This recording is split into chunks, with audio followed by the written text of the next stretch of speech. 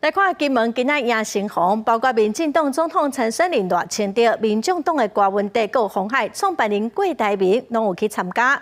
这嘛是郭台铭争取国民党提名失败，头一届甲郭文德公开讲台。新北市长侯友宜是表示讲，因为今仔有行程哦，连江会得找时间去金门。甲成功爷献礼参拜，祈求国泰民安。金门的年度盛事迎成功，31天盛大来登场。鸿海创办人郭台铭受到邀请参加，真热烈来欢迎。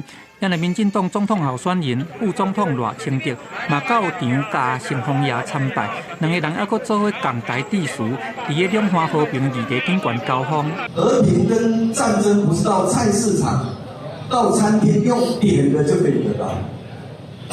我们如果要追求和平，就一定要追求真和平。都要处在不稳啊，想读我的那篇宣言。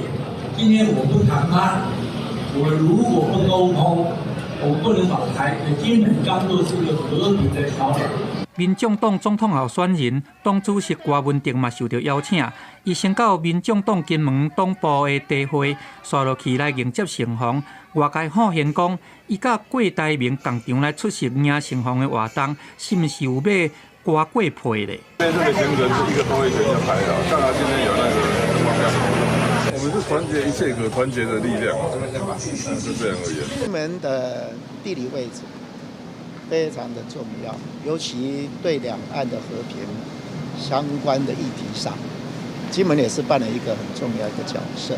虽然无到金门赢成功，国民党总统参选人新北市长侯友宜30时出席龙尊赛的祭工典礼，伊强调讲，金门真重要，对两岸和平顶悬扮演真重要的角色。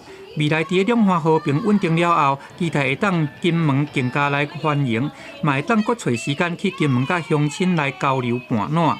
记者综合报道。